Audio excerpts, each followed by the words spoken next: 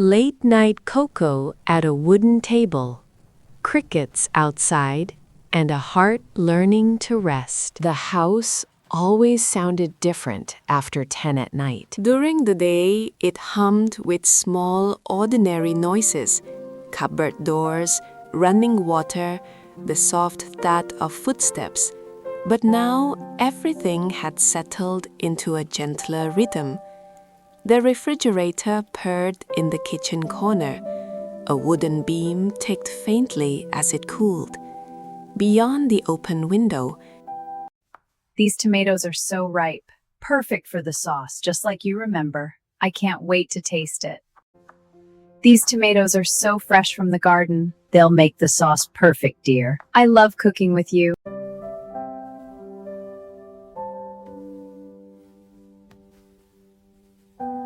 crickets stitched the darkness together with their steady song. I stood at the stove in my socks, stirring a small pot of milk with a wooden spoon, worn smooth at the handle. Cocoa powder had turned the surface a deep, glossy brown, and a faint ribbon of steam curled upward, carrying the warm, bittersweet scent into the quiet kitchen. From the hallway, the old clock gave a careful, respectful tick, as if afraid to interrupt the night. Earlier that evening, the house had been full of softer busyness. My aunt had come by with a basket of late tomatoes from her garden, their skins still dusty from the path. We had sliced them at the table together, juice pooling on the cutting board, while she told me about a stray cat that had adopted her shed. Afterward, we folded laundry side by side, pairing socks and smoothing towels, our conversation drifting into comfortable pauses. Now she had gone home.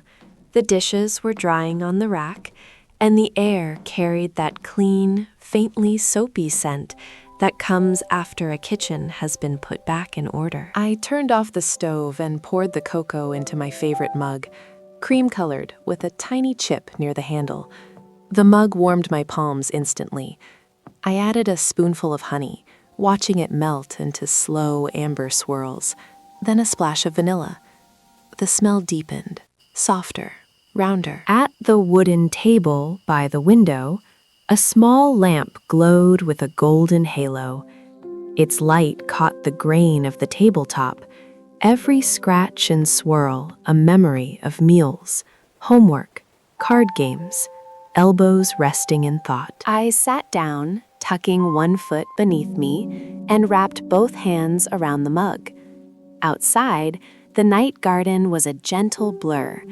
The herb pots along the sill cast round shadows, and the leaves of the lemon balm trembled whenever a breeze slipped through. I took a careful sip. The cocoa was still too hot, and I smiled at the familiar sting on my tongue. On the chair beside me lay the knitting I had been working on all week, a soft, uneven scarf in a dusky blue. I picked it up, the yarn cool and pliant between my fingers, and set the needles to work. The faint click of metal was barely louder than the crickets. Knit, pull, loop. Knit, pull, loop. My shoulders began to lower without my noticing. Earlier, before dinner, I had swept the front step and watered the small row of marigolds by the gate. The soil had smelled rich and damp, and a moth had fluttered past my ear, powdery wings catching the last light. A neighbor walking his dog had waved, and we had exchanged a few quiet words about how quickly the evenings were turning cool. After that, I had bathed, letting the hot water drum gently on my back, steam fogging the mirror until the world was reduced to warmth and breath. I had put on the softest pajamas I owned, the ones with sleeves slightly too long, and padded into the kitchen to reheat. Beautiful evening for a walk. It is. Have a good one. Leftovers for dinner: rice, sautéed greens, and a fried egg with crisp edges. It had been an ordinary evening, nothing remarkable, and yet something in me had felt tightly wound all day, like a string pulled too taut. The knitting slowed. I rested the needles in my lap and reached for the mug again. This time the cocoa was just right. Warm, not scalding, sweet but grounded by the dark chocolate. I held it under my nose for a moment before drinking, breathing in. Through the window, the night insects kept their patient rhythm. Somewhere farther off, a dog barked once, then settled. Leaves brushed together with a sound like quiet applause. On the shelf above the table sat a row of small jars, dried chamomile, bay leaves, a handful of smooth stones collected from the river years ago. I traced their shapes with my eyes, remembering that afternoon, shoes in hand, trousers rolled, cold water slipping around my ankles, while my cousin skipped rocks badly and laughed anyway. I hadn't thought about that day in a long time. My phone lay face down at the edge of the table, forgotten.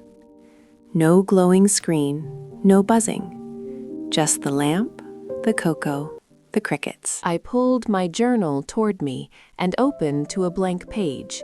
The paper made a soft whispering sound. For a while, I only held the pen, listening to the house breathe. Then, slowly, I wrote a single sentence. Tonight is quiet, and I am allowed to be quiet too. The words looked small on the wide page, but they felt like a door gently closing against a draft. I took another sip and let my gaze drift. A moth tapped once against the window screen, then clung there, powdery wings outspread. I wondered what it saw inside.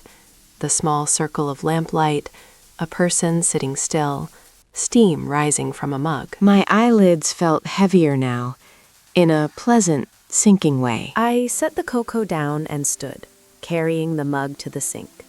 The water ran softly as I rinsed it, chocolate spirals disappearing down the drain. I left it on the rack to dry beside the plates from dinner, their surfaces catching the last bit of light. Before turning off the lamp, I stepped onto the back porch. The boards were cool under my feet.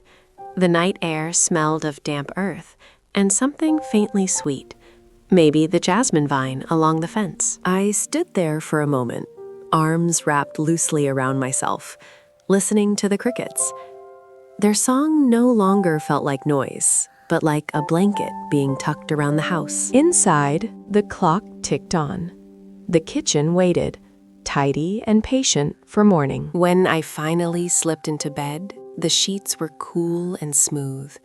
I lay on my side, hands folded near my chin, and listened to the night through the open window.